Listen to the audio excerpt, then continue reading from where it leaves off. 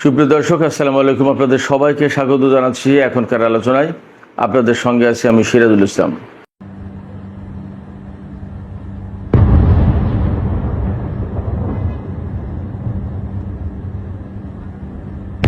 দর্শক, আমেরিকা এবং ইরানের মধ্যে বলা যায় যে পূর্ণমাত্রায় যুদ্ধ শুরু হয়েছে। আমেরিকা গত রাতে ইরানের অন্তত 90টি লক্ষ্যবস্তুতে হামলা চালিয়েছে।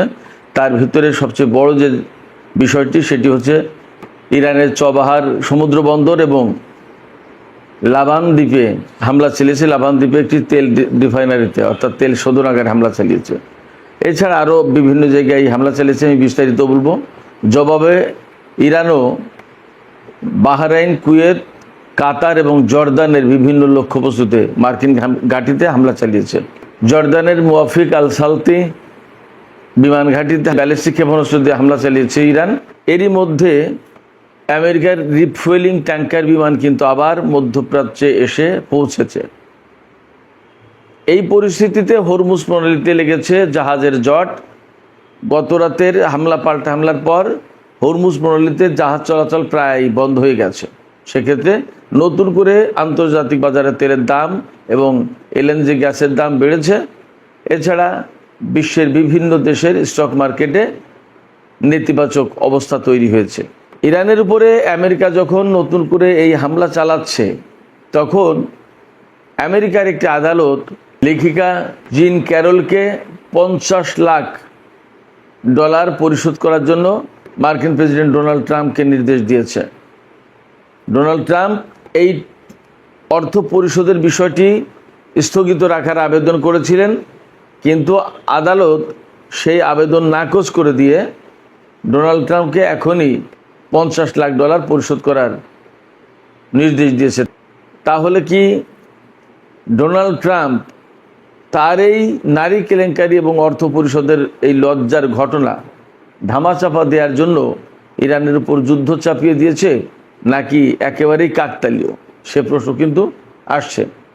সুপ্রিয় দর্শক, এখনকার ভিডিওতে আমি এই সমস্ত বিষয় নিয়ে একেবারে বিস্তারিত আলাপ করার চেষ্টা করব। আশা করি আপনারা শেষ পর্যন্ত সঙ্গে থাকবেন। কোথায় কোথায় কে কীভাবে হামলা করেছে এগুলো মোটামুটি আমি বিস্তারিত বলার চেষ্টা করব। আর ভিডিও যদি ভালো লাগে তাহলে লাইক, কমেন্ট, শেয়ার করবেন এবং চ্যানেলটি সাবস্ক্রাইব করে সাথেই থাকবেন। দর্শক, চলুন বিস্তারিত আলোচনায় চলে যাই। দর্শক, আমি শুরুতেই যেমনটি বলেছি, ইরান এবং আমেরিকার মধ্যে গত রাত থেকে বলা যায় যে পূর্ণমাত্রায় যুদ্ধ শুরু হয়েছে। অনেক বড় বড় হামলা চালিয়েছে আমেরিকা ইরানের উপরে, এবং ইরানও তার পাল্টা জবাব দিয়েছে খুব শক্তভাবে। ইরান তো আগেই বলেছিল আমেরিকা একটা হামলা করলে আমরা দুইটা করব, তার মানে 1:2 হবে। সেখানে ইরান কুয়েত, বাহরাইন, কাতার এবং জর্দানের উপর হামলা চালিয়েছে। এই দেশগুলোর মার্কিন ঘাঁটি লক্ষ্য করে আগে হামলা চালাই মার্কিন বাহিনী। আমরা এ পর্যন্ত যুদ্ধে কখনোই দেখিনি যে ইরান আগে হামলা চালাচ্ছে। যাই হোক, গত রাতে মার্কিন বাহিনী হামলা চালিয়েছে। তার আগে তো ডোনাল্ড ট্রাম্প বলেছিলেন যে আজকে রাতে আবার হামলা হতে পারে এবং আমরা এই যুদ্ধ হয়তো চূড়ান্ত চুক্তি করব না এবং এর থেকে আমরা মুক্তি পেতে চাই। ইরানের নেতাদেরকে গালিগালাজ করেছেন তিনি, ক্যান্সার বলেছেন, সহিংস বলেছেন, আবর্জনা বলেছেন, প্রতারক বলেছেন, ইরানের নেতাদেরকে অসুস্থ বলেছেন। ডোনাল্ড ট্রাম্প সুস্থ, ডোনাল্ড ট্রাম্প খুব ভালো মানুষ, প্রতারণা করে না, ডোনাল্ড ট্রাম্প একদমই ধোয়া তুলসী পাতা ভালো মানুষ। এর বিপরীত কথা তো এরকমই থাকে মোটামুটিভাবে। যাই হোক, তো ডোনাল্ড ট্রাম্প ইরানের নেতাদেরকে এই সমস্ত গালিগালাজ করেছেন। আব্বাস আরাকচি কিন্তু একটা জবাব দিয়েছেন। ইরানের পররাষ্ট্রমন্ত্রী আব্বাস আরাকচি তিনি বলেছেন যে আমরা ডোনাল্ড ট্রাম্পের এই গালিগালাজ, এই অশ্রাব্য অশালীন কথা দিয়ে তাকে জবাব দেব না, আমরা জবাব দেবো আমরা কাজ দিয়ে। তার মানে আমেরিকা হামলা চালাবে, আমরা তার বিরুদ্ধে জবাব দেবো। তো যাই হোক, আমেরিকা গত রাতে হামলা চালানোর পর ইরান জবাব দিয়েছে। আমেরিকা কোথায় কোথায় হামলা চালিয়েছে? আমেরিকা প্রধানত হামলা চালিয়েছে ইরানের দক্ষিণ অঞ্চল জুড়ে, অর্থাৎ পারস্য উপকূল তার আশপাশের এলাকা জুড়ে। যেমন আপনারা সবাই মনে হয় জানেন চবাহার সমুদ্র বন্দরের কথা। এই বন্দরটা একসময় ইরান এবং ইন্ডিয়া মিলে করেছিল। ইন্ডিয়ার একটা ইনভেস্টমেন্ট, সম্ভবত $100 কোটি এখানে বিনিয়োগ ছিল। পরবর্তীতে ইন্ডিয়া সম্ভবত এই চবাহার বন্দর থেকে বেরিয়ে গেছে, এখন আর তারা নেই ইরানের সাথে। যাই হোক, এই চবাহার বন্দরের উপর হামলা চালিয়েছে। চবাহার বন্দরের উপর হামলা চালানোর কি মানে থাকতে পারে? এখান থেকে তো জাহাজ চলাচল, কন্ট্রোল এগুলো করা হয়, বা বিভিন্ন দেশের জাহাজ ভেড়ে জাহাজ ছেড়ে যায়, জেটি, বন্দর। তাইলে এখানে হামলা চালানো এটা কি সামরিক লক্ষ্যবস্তু হতে পারে? এরপরে লাবান দ্বীপ, ইরানের একটা লাবান দ্বীপ আছে। এই লাবান দ্বীপটা হচ্ছে হরমুজ প্রণালী থেকে পশ্চিম দিকে গেলে, কেশম দ্বীপ আছে, তার থেকেও আর একটু পশ্চিমে গেলে এই লাবান দ্বীপ। লাবান দ্বীপের একটি তেল শোধনাগারে হামলা চালিয়েছে। খেয়াল করুন, তেল শোধনাগার। ইরানের গোলেস্তান প্রদেশের উত্তরাঞ্চলে, গোলেস্তান প্রদেশ, গিলান গোলেস্তান, এই গোলেস্তান প্রদেশের একটি রেলওয়ে ব্রিজে হামলা চালিয়েছে, ধ্বংস করেছে ব্রিজটা। বলা হচ্ছে, ইরানি বিশেষজ্ঞরা ধারণা করছেন যে আমেরিকা মূলত হামলা চালিয়েছে দক্ষিণাঞ্চলে, তাহলে উত্তরাঞ্চলে হামলা চালালো কে? এই হামলা চালিয়েছে ইসরায়েল। এবং আপনারা হয়তো অনেকেই জানেন, আমি এর আগে ভিডিওতে বলেছি যে ইরানের উত্তর পশ্চিমাঞ্চল, এই সমস্ত এলাকায় প্রধানত হামলা চালায় ইসরায়েল। তার সবচেয়ে সহজ সুবিধাজনক পথ হচ্ছে সিরিয়ার উপর দিয়ে গিয়ে, তুরস্কের ওই দিক দিয়ে গিয়ে আজারবাইজানের আকাশসীমা ব্যবহার করে হামলা চালায় ইসরায়েল। অথবা এমন হতে পারে যে আজারবাইজানে ইসরায়েলের স্থায়ী ঘাঁটি আছে, সেখান থেকে হামলা চালায়। আজারবাইজানের সাথে কিন্তু ইসরায়েলের অসম্ভব রকমের সম্পর্ক। মুসলিম বিশ্বে আজারবাইজান এবং সংযুক্ত আরব আমিরাতের মতো মনে হয় ইসরায়েলের আর কারোর সাথে এত ঘনিষ্ঠ সম্পর্ক নেই। তো এই আজারবাইজান থেকে হামলা চালিয়ে থাকতে পারে ইরানি বিশেষজ্ঞদের এমনই ধারণা। শুধু গোলেস্তান প্রদেশে একটি রেলওয়ে ব্রিজের উপর হামলা চালায়নি, তাবরিজ শহর, খুব ইতিহাসে বিখ্যাত একটা শহর, ইরানের একেবারে উত্তর পশ্চিমাঞ্চলের শহর, উত্তর পশ্চিমাঞ্চল কোনায়, আজারবাইজানের কাছাকাছি, এই তাবরিজ শহরে হামলা চালিয়েছে, বিমান হামলা চালিয়েছে। এছাড়া ইরানের চবাহার সমুদ্র বন্দর, যেটা এই চবাহার বন্দরের শহীদ বেহেশতি টাওয়ার, এটা হলো জাহাজ চলাচল কন্ট্রোলের যে টাওয়ার, সেই টাওয়ারে হামলা চালিয়েছে এবং বেশ বড় রকমের ক্ষয়ক্ষতি হয়েছে। ইরানের আরেকটি দ্বীপ আছে আবু মুসা দ্বীপ। এই আবু মুসা দ্বীপ নিয়ে সংযুক্ত আরব আমিরাতের সাথে ইরানের টানাপোড়েন আছে। সংযুক্ত আরব আমিরাত দাবি করে মূলত পশ্চিমাদের উস্কানির কারণে যে এই আবু মুসা দ্বীপ হচ্ছে সংযুক্ত আরব আমিরাতের। আরব আমিরাত এমনটা দাবি করে, কিন্তু এই দ্বীপটা পরিপূর্ণভাবে বহুদিন থেকেই ইরানের মালিকানায় রয়েছে। এই আবু মুসা দ্বীপের উপরেও আমেরিকা হামলা চালিয়েছে। এটা কিন্তু হরমুজ প্রণালী এলাকার একেবারে ধারে কাছে, কিন্তু সেই জায়গায় উত্তরপ্রদেশে যখনই হামলা হচ্ছে তখন কিন্তু সন্দেহের মাত্রাটা বেড়ে যাচ্ছে। এবং ইসরায়েল যদি এই হামলায় জড়িত থাকে তাহলে যুদ্ধের পরিসর কিন্তু আবার বেড়ে গেল। ওপাশে মার্কিন রিফুয়েলিং ট্যাঙ্কার, এই রিফুয়েলিং ট্যাঙ্কার আবার যে ফিরে এসেছে, কিছুদিন আগে আমি একটা ভিডিওতে বলেছিলাম যে ইসরায়েল থেকে রিফুয়েলিং ট্যাঙ্কার সরিয়ে নিচ্ছে আমেরিকা। আবার যখন এই রিফুয়েলিং ট্যাঙ্কার এসেছে, তার মানে অনেক বড় রকমের যুদ্ধ হবে, তো কোনো সন্দেহ নেই, এই ধারণা মোটামুটি করা যাচ্ছে। আমেরিকার পক্ষ থেকে বলাও হয়েছে যে যুদ্ধ আজকেই এখনই শেষ হয়ে যাচ্ছে না, কয়েকদিন লাগতে পারে, এমনকি কয়েক সপ্তাহ লাগতে পারে।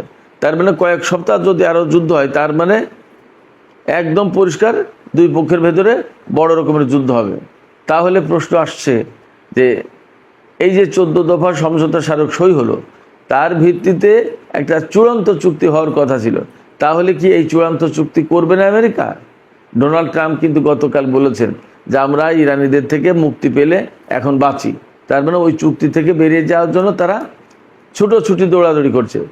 তার মানে হচ্ছে যে এই যে চুক্তিটা বা এই যে যুদ্ধবিরতিটা করেছিল, তারা কিন্তু মূলত ইরানের সাথে আবার কূটনীতির নামে, যুদ্ধবিরতির নামে প্রতারণা করলো এবং তারা মিথ্যা কথা বলে যুদ্ধবিরতিকে কাজে লাগিয়ে নতুন করে আবার যুদ্ধে ফিরে আসলো। তো ইরান যে যুদ্ধবিরতিতে যেতে চাইছিল না তখন, তাহলে তাদের ডিসিশনটাই কিন্তু সঠিক ছিল। বিশ্ববাসীর চাপাচাপির কারণে ইরান যুদ্ধবিরতি করেছিল এবং এখন তারা, বিশেষ করে বিশ্ববাসী যারা এই যুদ্ধবিরতির ব্যাপারে কাজকর্ম করেছিল, তৎপরতা চালিয়েছিল, তারা বুঝতে পারছে আমেরিকা কি জিনিস, আমেরিকা আসলে যুদ্ধবিরতি চাই নাকি যুদ্ধবিরতির আড়ালে নতুন করে একটা বিরতি নিয়ে আবার ফিরতে চাই যুদ্ধে, একটা প্রমাণ হয়ে গেল। চবাহার বন্দরে যে হামলা চালিয়েছে আমেরিকা, সেখানে অন্তত 20টি বিস্ফোরণ ঘটেছে বলে জানা যাচ্ছে। আমেরিকা সবই হামলা চালিয়েছে, মূলত বিমান হামলা বা ক্ষেপণাস্ত্র হামলা। আর ইরানের আকাশে একটা ড্রোন পাঠিয়েছিল, MQ-9 রিপার ড্রোন। সেই drone Iran air defence system ব্যবহার করে ধ্বংস করে দিয়েছে। আমেরিকার এই হামলার বিপরীতে ইরান কি কি ব্যবস্থা নিল সেটা আমরা একটু আলোচনা করি। ইরানের উপর হামলার পরপরই IRGC ঘোষণা করে যে তারা পাল্টা হামলা চালাবে, এবং এই ঘোষণার কিছুক্ষণের মধ্যেই হামলা শুরু করে। কুয়েতের আলী আল সালেম এবং আরিফজান এই দুটো ঘাঁটিতে, বিমান ঘাঁটিতে হামলা চালিয়েছে ইরান। এর পাশাপাশি বাহরাইনের 5ম নৌবহরের ঘাঁটি এবং শেখ ইসা বন্দরে হামলা চালিয়েছে। ফুটেজে দেখা যাচ্ছে, বিভিন্ন ফুটেজ ছড়িয়ে পড়েছে এর মধ্যে, সেই ফুটেজে দেখা যাচ্ছে একেবারে ডাইরেক্ট বাহরাইনের 5ম নৌবহরের ঘাঁটিতে ইরানের মিসাইল। এছাড়া নতুন একটা বৈশিষ্ট্য যোগ হয়েছে এই গতকালকের হামলা পাল্টা হামলার ঘটনায়। সেটা হচ্ছে গত কয়েক মাস যাবৎ ইরান কিন্তু কাতারের উপর হামলা চালায়নি, কাতারে কোনো হামলা চালায়নি। গতকাল তারা কাতারেও হামলা চালিয়েছে। তার মানে ধরে নিয়ে যাচ্ছে যে কাতারের বিমান ঘাঁটি থেকে মার্কিন বাহিনী ইরানের উপর হামলা চালিয়েছে, যার কারণে কাতারে ইরান হামলা চালিয়েছে। এরপরে হামলা চালিয়েছে জর্দানে। সৌদি আরবে ইরান কিন্তু কোনো হামলা চালায়নি। তার মানে ধরে নিয়ে যাচ্ছে যে সৌদি আরব থেকে আমেরিকা কোনো হামলা চালায়নি। জর্দানের মুওয়াফিক আল সালতি বিমান ঘাঁটি যেটা, ইরান সেখানে হামলা চালিয়েছে ব্যালিস্টিক ক্ষেপণাস্ত্র দিয়ে। তবে ইরান ইসরায়েলের উপর হামলা চালিয়েছে বলে এখনও পর্যন্ত আমি খবর পাইনি। আমি এই ভিডিও যখন করছি তখন পর্যন্ত খবর পাইনি যে ইরান ইসরায়েলের উপর হামলা চালিয়েছে।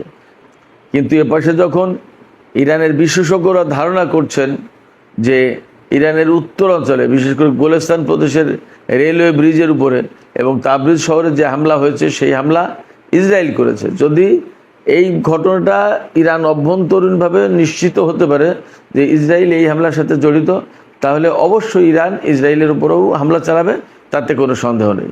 আবার একথা ঠিক যে ইসরায়েল কিন্তু বহুদিন থেকেই চাইছিল যে যে এই যুদ্ধ শুরু হোক, আবার এই যুদ্ধ যাতে বন্ধ না হয়। আমেরিকা যখন ইরানের সাথে যুদ্ধ বন্ধের জন্য চেষ্টা তদবির চালাচ্ছিল, তখন কিন্তু ইসরায়েল বারবার বলছিল যে এই যুদ্ধবিরতি দেওয়া যাবে না, যুদ্ধবিরতির প্রয়োজন নেই, হামলা অব্যাহত রাখতে হবে, ইরান সরকারকে একদম শেষ করে দিতে হবে।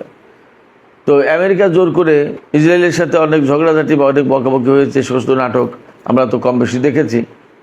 তারপরে ইরানের সাথে যুদ্ধবিরতি করলো জোর করে, বলা যায়, ডোনাল্ড ট্রাম্প। এখন নতুন করে যখন ডোনাল্ড ট্রাম্প ইরানের বিরুদ্ধে যুদ্ধে ফিরে আসছেন, তখন তার মানে হচ্ছে যে ইসরায়েলের প্রধানমন্ত্রী বেনিয়ামিন নেতানিয়াহু সবচেয়ে বেশি খুশি হবে। তার চেয়ে বেশি খুশি মনে হয় আর কেউ হবে না, বা হয়নি আজকে। তো তার খুশি হওয়ার মূল কারণ হচ্ছে যে তিনি তো চাইছিলেন যে ইরানের সাথে যুদ্ধটা চলমান থাকুক, অব্যাহত থাকুক, ইরানকে একেবারে ধ্বংস করে দিতে হবে। তো সেই ধ্বংসের কাজে যখন আবার ডোনাল্ড ট্রাম্প ফিরে এসেছেন, তখন নেতানিয়াহু খুশি হবেন এবং নেতানিয়াহু অবশ্যই কোমর বেঁধে ইরানের বিরুদ্ধে যুদ্ধ শুরু করবেন, এটা স্বাভাবিক। তিনি কিন্তু বলেছেন যে যুদ্ধ আবার শুরু করতে হবে। তো যখন শুরু করতে হবে তিনি বলছেন, তাহলে নতুন করে ইসরায়েল, আমেরিকা এবং ইরান এই ত্রিমুখী লড়াইটা হবে। ত্রিমুখী লড়াই বলতে ইসরায়েল এবং আমেরিকা এক পক্ষে আর ইরান আর এক পক্ষে। এই লড়াইটা আবার প্রচণ্ড রকমের হবে, এতে মোটামুটি যথেষ্ট সম্ভাবনা রয়েছে, আশঙ্কা রয়েছে। এখন আজকেই কিন্তু ইরানের সর্বোচ্চ নেতার দাফন অনুষ্ঠান। এরই মধ্যে ইরাকের নাজাব এবং কারবালায় জানাজা শেষে ইরানের মাশাদ শহরে আনা হয়েছে সর্বোচ্চ নেতার কফিন। সেখানে চূড়ান্তভাবে একদম শেষ জানাজা হবে, শোক, সম্মান, শ্রদ্ধা সব কিছু জানার হবে। তারপরে আজকেই তার দাফন অনুষ্ঠান। অনেকে ধারণা করছেন যে তেহরানে যত মানুষ হয়েছিল তার চেয়ে বেশি মানুষ হতে পারে মাসাদের এই জানা যায়। মাসাদ কিন্তু ওনার নিজের শহর, নিজের জন্মস্থান।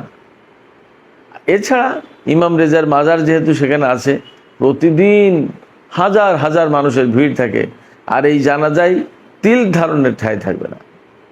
তো সেই জায়গায় আজকে আমার কাছে মনে হচ্ছে যে এই দাফন অনুষ্ঠান শেষ করার পরে ইরান পূর্ণ মাত্রায় যুদ্ধে জড়িয়ে যেতে পারে। আমেরিকা যদি অব্যাহত রাখে হামলা, তাহলে ইরান একেবারে পরিপূর্ণভাবে যুদ্ধ শুরু করে দিতে পারে। গতকালের হামলার আর একটা বিশেষ গুরুত্বপূর্ণ তথ্য হচ্ছে যে বাহরাইন মার্কিন বাহিনীর সাথে ইরানের বিরুদ্ধে যুদ্ধে যোগ দিয়েছে। অর্থাৎ মার্কিন বাহিনী যেমন ইরানের উপর হামলা চালিয়েছে, বাহরাইনের সেনারাও বা বিমান বাহিনী ইরানের উপর হামলা চালিয়েছে। এই খবর কারা দিচ্ছে? এই খবর দিচ্ছে সৌদি আরবের গণমাধ্যম আল আরাবিয়া। অতএব বাহরাইন যে হামলায় জড়িত তা অবিশ্বাস করার কোনো কারণ আছে বলে মনে হয় না। আল আরাবিয়া যেহেতু সৌদি গণমাধ্যম, আর সৌদি আরব হচ্ছে বাহরাইনের খুবই ঘনিষ্ঠ একটা দেশ। সৌদি আরবের কথায় উঠা বসা করে বাহরাইনের শাসকরা। সেক্ষেত্রে বাহরাইনের বিমান বাহিনী যদি ইরানের বিরুদ্ধে যুদ্ধে জড়িত থাকে, তাহলে ইরান এবার একেবারে চূড়ান্তভাবে হামলা চালাবে বাহরাইনের উপরে, এতে কোনো সন্দেহ নেই। নতুন বৈশিষ্ট্য যোগ হয়েছে। আগের যুদ্ধে কিন্তু সংযুক্ত আরব আমিরাত যোগ দিয়েছিল, এবার যোগ দিল বাহরাইন। তো বাহরাইনে অবস্থিত মার্কিন সামরিক ঘাঁটিতে হামলা চালিয়েছে ইরান। সেখান থেকে বড় রকমের কালো ধোঁয়ার কুণ্ডলি উঠতে দেখা গেছে, এবং ডাইরেক্ট হিট তো করেছে ক্ষেপণাস্ত্র, তা তো দেখা যাচ্ছে। তো এই সামগ্রিক আলোচনা থেকে যে কয়েকটা জিনিস মারাত্মক রকমের অনিশ্চিত হয়ে উঠছে, সেগুলো হচ্ছে ইরানের সাথে আমেরিকার যে চূড়ান্ত চুক্তি হওয়ার কথা ছিল, সেই চুক্তির সম্ভাবনা একেবারেই কমে গেল। তার মানে ইরানের উপর থেকে এখন আর নিষেধাজ্ঞা তুলবে না, ইরানের যে বিদেশে আটকে থাকা অর্থ সেগুলো আর দেবে না। তারপরে ইরান তাহলে আলটিমেটলি পরমাণু কর্মসূচিতে লাগাম টানার কোনো প্রশ্ন নেই। অনেক জায়গায় আলোচনা হচ্ছে যে ইরান পরমাণু কর্মসূচি জোরদার করতে পারে, এমনকি পরমাণু বোমা বানিয়েও ফেলতে পারে।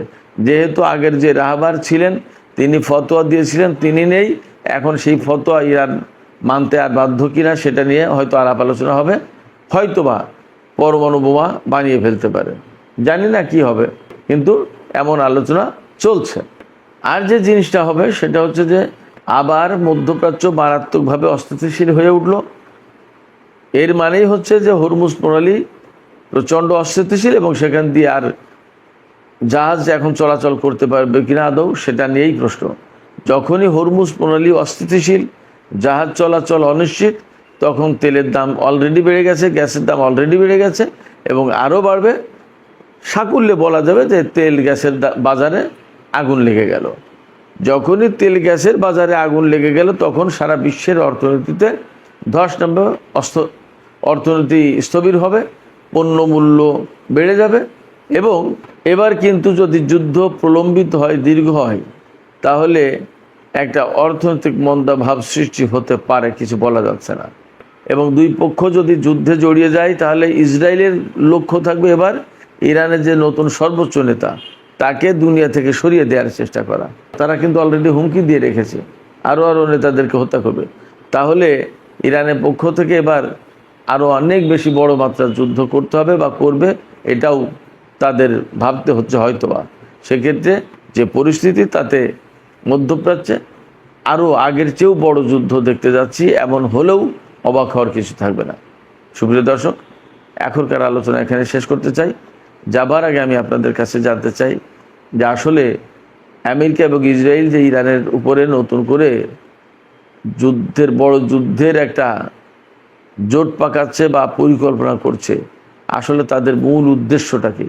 ইরানের নতুন সর্বোচ্চ নেতাকে, নতুন নেতৃত্বকে সরিয়ে দেয়া, নাকি আরও বড় চাপ সৃষ্টি করে ইরানকে আরও নতজানু করে অন্য কোনো চুক্তি সই করানো? আপনাদের মতামত কি সেটা জানিয়ে কমেন্টে লিখতে পারেন। আর ভিডিও ভালো লাগলে লাইক, কমেন্ট, শেয়ার করবেন এবং চ্যানেলটি সাবস্ক্রাইব করে সাথেই থাকবেন। দর্শক, এখনকার মতো এখানেই আজকের আলোচনা শেষ করছি। আপনারা সবাই অনেক অনেক ভালো থাকুন। আল্লাহ হাফেজ।